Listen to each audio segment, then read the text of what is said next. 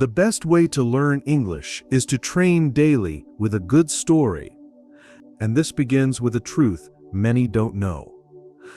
The most important thing about having money isn't the amount, but how you manage what you have. Stay with us until the end of the video to practice your English and discover the story of Theo, a 29-year-old financial analyst in Manhattan. His life is a New York postcard, perfect Armani suit, Empire State View from the 42nd floor window, latest generation iPhone never leaving his hand. He lunches at Italy, dines at Per Se, and posts photos at the Met Gala like a VIP guest. But behind the glittering facade, Theo is drowning. His Brooklyn apartment reflects internal chaos. Unpaid bills piled on the table, receipts from expensive dinners scattered across the floor, and a constant alert on his phone. Total debt $42,000. The one-to-one $20,000 annual salary disappears before even hitting the account. $4,500 rent, car financing, streaming subscriptions, designer clothes, all to maintain the illusion that he belongs in that world. The pressure is constant. Colleagues talk about cryptocurrency investments.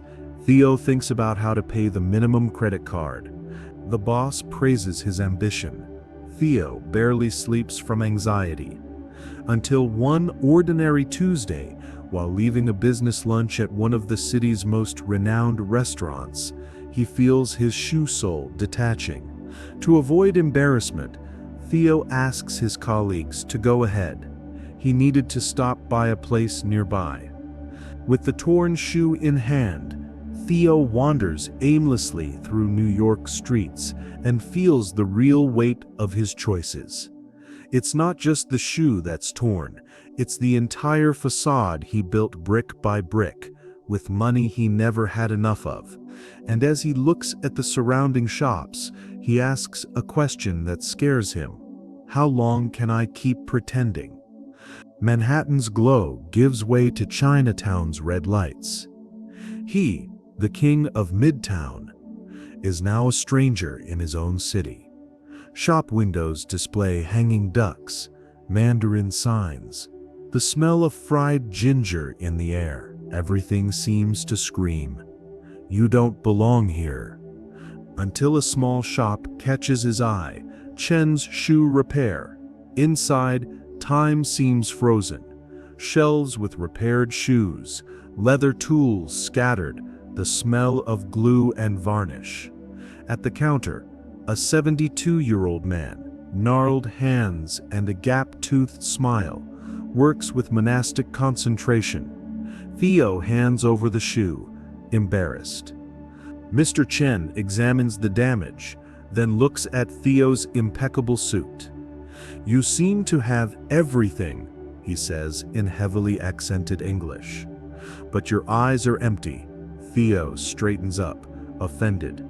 "You don't know me," he replies, voice tense. The old man smiles wisely. "I know eyes like yours, eyes carrying a weight money can't pay." Then Mr. Chen faced him with ancient wisdom. "Finances are tight, aren't they, young man?" Theo replied, somewhat embarrassed. "Yeah, the bills kind of piled up, things got complicated."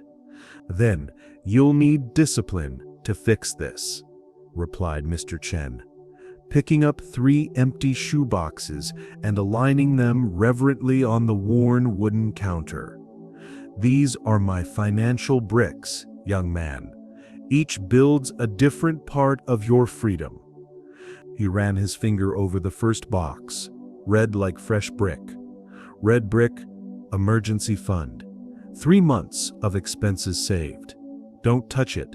It's the foundation that holds everything when life turns upside down. His voice was calm but carried the weight of experience. He pointed to the second box, blue like the NY sky. "Blue brick, automatic investments, 10% of everything that comes in, without thinking. Money working for you." while you sleep. I don't even see the money leave the account." He made a gesture as if planting a seed grows on its own, silently. Finally, he touched the third box, golden under the dim light. Golden brick, conscious spending. "Before buying, I ask, does this build my future or just weigh down my pocket?" His eyes met Theo's. "This is the hardest brick.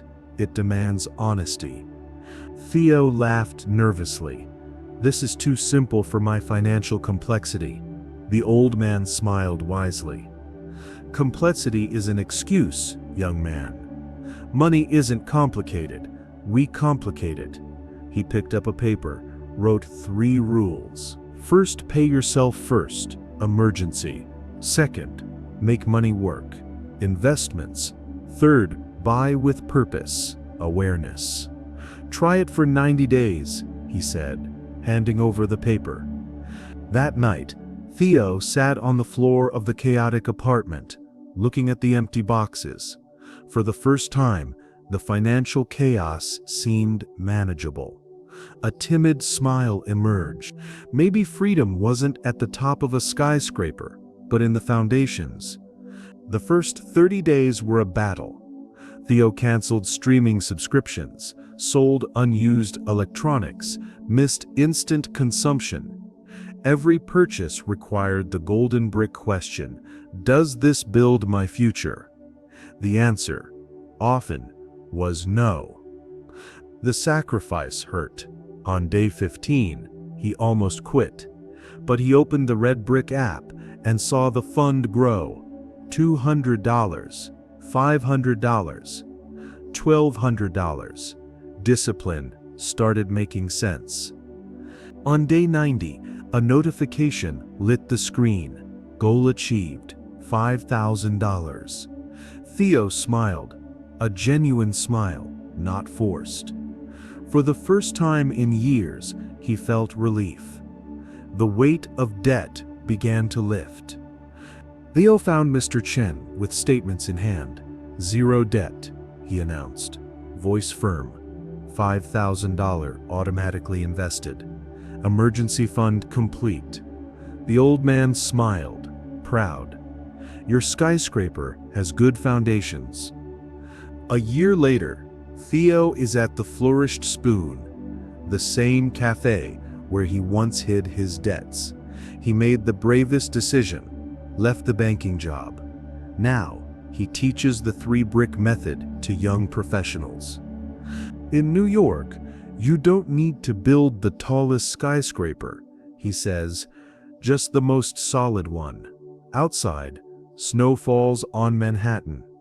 Inside, the warmth of coffee and the sparkle in the young learner's eyes tell a bigger story. How simple bricks, laid with discipline, transformed chaos into legacy. In his small Brooklyn office, a wooden mini skyscraper dominates the desk. Each brick represents $10,000 earned. When the morning sun hits the wood, Theo smells varnish and freedom. It's no longer about faking wealth. It's about building solidity, brick by brick.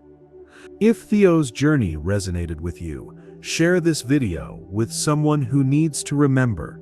Small daily choices build castles of security, and leave a comment below telling us, which brick will you lay today?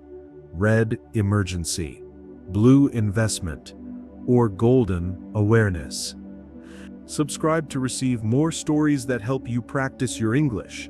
Until next time, and remember, true wealth isn't in what you show, but in what you build in silence.